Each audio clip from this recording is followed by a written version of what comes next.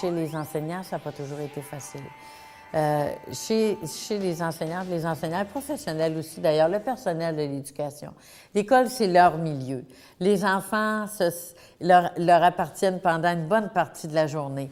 Donc, il y avait une espèce d'appropriation du milieu scolaire dont il fallait un peu se départir pour convenir que l'école appartient à sa communauté, elle appartient aussi aux parents, elle appartient aux gens qui veulent intervenir auprès de l'école. Donc, il fallait mettre en place des mécanismes qui permettent cette relation-là sans mettre de côté le rôle et l'autonomie des professionnels. Alors, c'est évident que les parents ont un rôle primordial dans la valorisation des enseignants.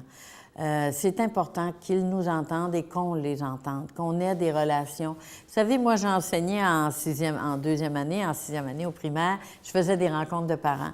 Et j'ai entendu des parents de mes élèves dans le cadre d'une assemblée où j'expliquais les revendications dans une négociation qui s'en venait. Il y a des parents qui se levaient dans la salle, des parents de mes élèves et d'autres parents qui disaient, vous savez, avec l'enseignant de mon enfant ou l'enseignante de mon enfant, ça va très bien.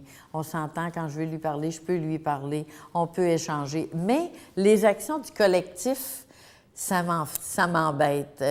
J'aime pas ça, bien sûr. Il y a des droits de grève, il y a des droits d'action militante quand on est syndiqué. Et c'est avec ça que j'ai des problèmes. Je trouve que vous avez des bonnes conditions. La relation enseignant-parent n'était pas remise en cause dans la très, très grande majorité des cas. C'est quand, en collectif, on faisait des actions qu'on sentait. Alors, moi, je pense que les parents, j'y reviens, les parents ont un rôle majeur dans la valorisation.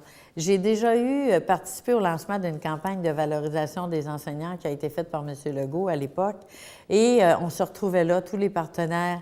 Et il y a des journalistes il y a un journaliste qui est venu me voir et qui me dit « Madame Richard, on est obligé de faire des campagnes de valorisation pour les enseignants. Et quand on regarde les conflits chez les infirmières, on ne sent pas ça, cette critique de la part de la population. » Et le journaliste me disait, pouvez-vous m'expliquer ça? Et je suis venue les yeux dans l'eau en lui disant, je ne comprends pas ça. Parce que le travail des professionnels de l'éducation, des enseignantes, des enseignants, des autres personnels est tellement proche des enfants, pour les enfants. On se lève tous les matins en se disant comment on va rendre chacun et chacune d'entre eux, ces enfants-là, à la réussite. Alors, je ne comprends pas ce jugement de la population. En même temps, ça m'interpelle énormément et ça m'interpelle toujours. Si on veut que notre école publique, elle produise des résultats, qu'elle se sente mobilisée, qu'elle se sente enracinée, qu'elle réponde aux besoins des parents, qu'on arrête de constater que les parents, souvent, vont faire le choix de les envoyer dans un autre réseau à cause de critiques à l'égard de l'école publique. Mais investissons-nous dans notre école publique. Et l'investissement, ça appartient à tous les partenaires et en premier lieu aux parents qui ont une bonne relation avec leur enseignante, leur enseignant. J'ai presque envie de vous dire de propager la bonne nouvelle, que oui, ça va bien à l'école publique, oui, il y a des choses à corriger, mais au lieu d'aller à l'extérieur, restons dans notre école publique, investissons-là comme parents. Il y a des lieux maintenant de prise de parole qui sont reconnus, qui sont respectés, que ce soit au niveau de la Fédération des comités de parents, que ce soit dans les comités de parents des commissions scolaires, que ce soit dans les établissements scolaires.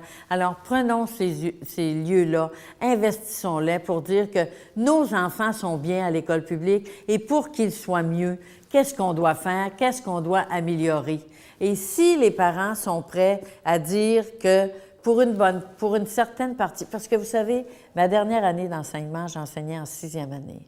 Et j'ai 30%, dans ma classe, les 30% meilleurs élèves, là-dessus, il y en a 25% qui sont partis à l'école privée. Je ne pose pas de jugement sur l'école privée, mais je dis que j'ai essayé, moi, de convaincre les parents de dire « gardez-les à l'école publique, suivez-les de près, encadrez-les, demandez ce que vous avez besoin à l'école publique. C'est important. Au lieu d'aller ailleurs, investissons-les, investissons-là, cette école publique. Donnons-y la chance de la réussite. » Et je pense que ça, c'est très important. Donc, les parents ont un rôle important dans la place que prend l'école publique, dans sa valeur, mais aussi dans la valorisation du personnel des écoles publiques, que ce soit les orthophonistes, que ce soit les psychologues, les orthopédagogues, que ce soit les enseignantes et les enseignants.